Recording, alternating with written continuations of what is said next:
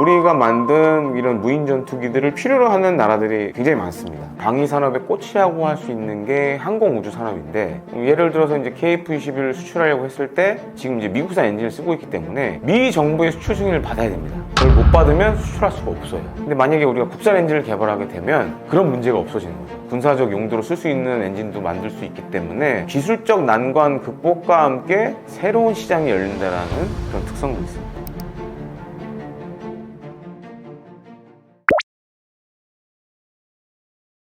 일단 우리나라 항공기 엔진의 역사에 대해서 좀 말씀드려야 할 것 같은데, 우리나라가 아직은 독자 항공기 엔진은 따로 갖고 있지 않습니다. 그동안은 사실 이제 외국산 항공기 엔진을 면허 생산을 주로 많이 해왔고, 그러면서 중요한 뭐 부품들 이런 것들도 지금 국산화를 상당 부분 했어요. 하지만 이제 독자 개발 엔진은 이제 시작하는 거거든요. 그래서 지금 목표가 우선은 그동안 과거에 그 미사일에 들어가는 터보 제트 엔진 같은 것들은 국산화 에 성공한 적이 있습니다. 근데 항공기 엔진하고 미사일에 들어가는 엔진은 좀 차이가 있어요. 일단 미사일에 들어가는 엔진은 일회용이에요. 한 번 쓰면 끝나는 엔진이에요. 근데 항공기 엔진은 특성이 좀 다릅니다. 왜냐면 이제 우리 아주 쉽게 설명드리자면 자동차 엔진 같은 거예요. 그러니까 자동차 엔진도 어쩔 때 보면 출력이 높아질 땐 열을 많이 받고 그다음에 식기도 하고 이러잖아요. 항공기 엔진은 똑같아요.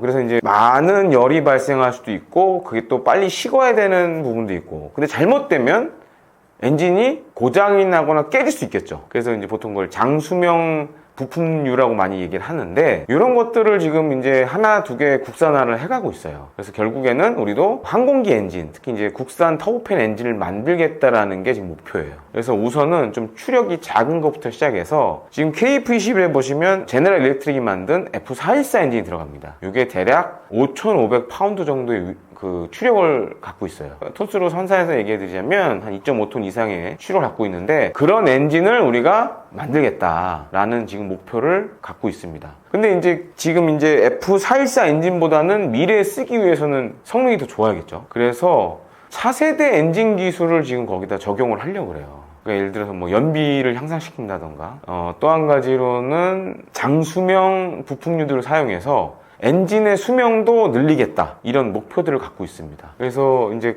그게 만약에 성공하게 된다면 향후에 우리 국산 전투기 KF-21에 국산 엔진을 사용하는 날이 이제 얼마 남지 않은 거죠. 지금 사실 전 세계적으로 공중전의 트렌드가 바뀌고 있어요. 유무인복합이라고 많이 얘기를 하는데, 이제 예를 들어서 이제 KF-21을 예로 들자면 KF-21보다 먼저 무인 전투기들이 적진 깊숙이 침투해서 걔가 먼저 보고 알려주거나 혹은 공격 명령을 줘서 지상이나 공중에 있는 목표물을 타격할 수 있는 이런 개념들이 굉장히 많이 발전하고 있어요. 그래서 올해 우리나라도 그런 유무인복합을 할 수 있는 그런 전투기, 무인 전투기를 지금 시제기를 완성을 했거든요. 근데 이거 같은 경우에는 사실 지금은 국산 엔진을 사용하고 있지는 않아요. 외국산 엔진을 사용하고 있는데, 향후에 요건 먼저 국산화를 아마 할 겁니다. 왜냐면 이건 이제 5,500파운드보다 추력이 좀 약하기 때문에 한번 우리가 도전해볼 만한 과제일 수도 있고, 그걸 먼저 해보고 나서 이제 점점 추력을 높이는 거죠. 그래서 이제 5,500파운드를 목표로 지금 하고 있는데, 근데 지금 이 유무인 복합이 대세가 되면서 많은 나라들이 이런 무인 전투기를 필요로 하고 있어요. 근데 이런 무인 전투기는 한 가지 문제가 있습니다. 지금 이제 미국이 하고 있는 MTCR, 그러니까 미사일 수출 통제 체계라든가 이런 거에 다 걸려요. 왜냐면은 무인 전투기 좀만 개조하면 순항 미사일을 쓸 수 있거든요. 그래서 탑재량이나 이런 것들의 제한이 굉장히 많고, 또 한 가지로는 외산 엔진을 달 때도 문제가 생겨요. 이 MTCR이 다 걸려요. 그래서 수출 승인도 받아야 되고, 또 어디에 쓰는지 용도도 다 밝혀야 되고, 이런 문제가 있기 때문에 우리나라 입장에서는 국산화하는 게 유리하죠. 그리고 우리가 만든 이런 무인 전투기들을 필요로 하는 나라들이 굉장히 많습니다. 그래서 시장성이 있기 때문에 우선은 이런 무인 전투기에 들어가는 엔진부터 국산을 하겠다라고 지금 목표를 잡고 있는데, 앞서 말씀드렸던 5,500파운드보다는 출력이 좀 약한 한 절반 정도 되는 그런 엔진을 우선 국산화를 하려고 하고 있습니다. 그러니까 우리나라가 잘 보시면 그동안 이제 K2 전차라든가 K9 자주포도 보면 이전에는 주로 외국산 파워팩을 썼어요. 독일산 파워팩을 많이 썼는데, 어떤 문제가 생겼냐면 해외 수출할 때 독일 정부의 수출 허가를 받아야 되는 문제가 생겼어요. 그래서 지금은 K2 전차도 파워팩을 다 국산을 했고 K9 자주포도 파워팩을 다 국산을 했습니다. 그러니까 해외 수출하는데 아무런 문제가 없어요. 근데 우리가 이제 방위 산업의 꽃이라고 할 수 있는 게 항공 우주 산업인데, 예를 들어서 이제 KF-21을 수출하려고 했을 때 이런 엔진, 지금 이제 미국산 엔진을 쓰고 있기 때문에 미 정부의 수출 승인을 받아야 됩니다. 그걸 못 받으면 수출할 수가 없어요. 근데 만약에 우리가 국산 엔진을 개발하게 되면 그런 문제가 없어지는 거죠. 그리고 또 한 가지로는 이 항공기 엔진, 특히 터보팬 엔진 하나 만들면 여러 가지 분야로 쓸 수가 있어요. 예를 들어 이제 군함에 쓰이는 가스터빈 엔진 같은 경우에는 이런 군용 터보팬 엔진 기반으로 이렇게 만들게 됩니다. 원리도 비슷해요, 사실상. 그래서 항공기 엔진 하나 만들면 이후에는 뭐 군함에 들어가는 엔진도, 가스터빈 엔진도 우리가 국산을 할 수 있고, 그 다음에 가스터빈 엔진은 또 발전용으로도 쓸 수가 있어요. 물론 이제 발전용으로 쓰는 가스터빈 엔진도 따로 있습니다. 그러니까 지금 두산이 하고 있는 게 발전용 가스터빈 엔진이고, 그다음에 항공기 엔진 기반으로 한 가스터빈 엔진들은 크기가 작아요. 그러다 보니까 소규모 발전에 적합할 수도 있고, 아니면 이제 군함에 사용하는 데도 적합할 수도 있고.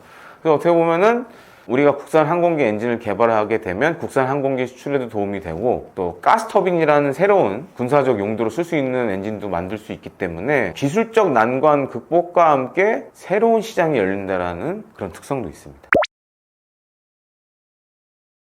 아직 된 게 아무것도 없어요.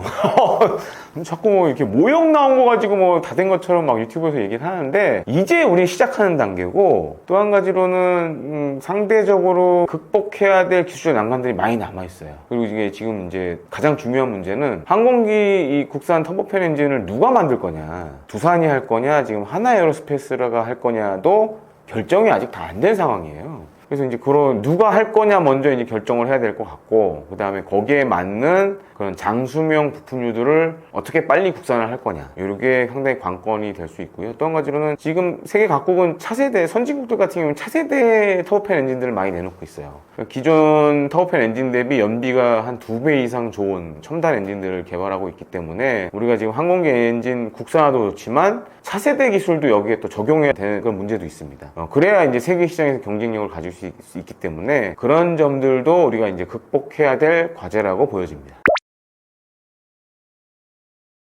당연히 영향을 주죠. 그동안은 외국산 엔진을 쓰다 보니까 외국 정부의 수출 통제를 받아왔거든요. 근데 우리가 이제 국산 엔진을 개발하게 되면 그런 부분이 없어지는 거죠. 그러니까 우리가 마음만 먹으면 어디든지 수출할 수 있는 그런 상황이 됩니다. 특히 이제 차세대 유무인 복합 이런 항공기들은 특히 중동 시장에서 수요가 앞으로 많이 일어날 걸로 생각이 되고 있어요. 그렇게 따져봤을 때는 국산화해서 우리가 그런 항공기를 팔게 되면 또 새로운 방위산업의 미래 먹거리가 될 수가 있고, KF-21도 지금은 이제 미국산 엔진을 쓰고 있지만 국산 엔진을 쓰게 되면 이제 미정부의 간섭을 받지 않기 때문에 뭐 여러 나라에 이제 수출이 가능해지죠. 그런 측면에서는 새로운 K방산의 미래 먹거리가 될 수 있다. 그리고 이제 단순히 항공기 엔진뿐만 아니라 헬리콥터에 들어가는 엔진들도 사실 파생되는 것 중에 하나예요. 엔진 하나 잘 만들면 할 게 많아요. 터보프롭 엔진 같은 것도 할 수 있고, 그 다음에 가스터빈 엔진도 할 수 있고, 그 다음에 일종의 보조 발전기 같은 역할도 할 수 있고, 지금도 사실 이제 KF-21에 잘 보면 이제 보조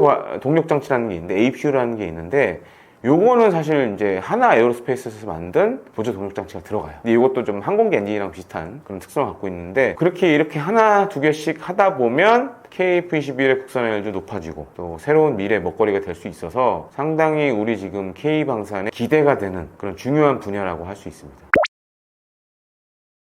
사실 지금 이제 뭐 미국의 관세 전쟁이라든지 제가 태어나서 가장 격변하는 국제 정세를 맡고 있는 것 같아요. 그래서 물론 이제 우리가 뉴스를 보면서 국제난을 잘 안 보는 경우가 많죠. 관심 없으면 잘 안 보는 부분이 많은데, 지금은 이제 필수적으로 봐야 되는 부분이 아닌가라고 생각이 되고, 특히 지금 트럼프 2기 행정부 들어서 우리 실생활에 영향을 주는 것들이 굉장히 많아지고 있어요. 뭐 아주 단적인 예로 이제 관세 전쟁이 큰 영향을 주고 있고, 그 다음에 미중 관계도 영향을 주고 있고, 그 다음에 안보적인 측면에서 봤을 때는 이제 북러 관계도 영향을 주고 있고, 그 어느 때보다 한반도가 지금 역동적으로 변하고 있는 상황이고, 또 한 가지로 이제 6월 3일날 우리나라가 이제 대선이 있잖아요. 또 새로운 정부가 출범을 하게 되면 아마 이런 좀 어려운 상황 속에서 대한민국을 이끌어 나가야 될 것 같습니다. 그런 측면에서 새 정부에 사실 많은 분들이 기대하는 것들도 많을 거라고 생각이 되고요. 그렇기 때문에 변화하는 국제 정세에 대한민국이 잘 대처해야 될 거라고 생각을 하면서 마음을 짓겠습니다.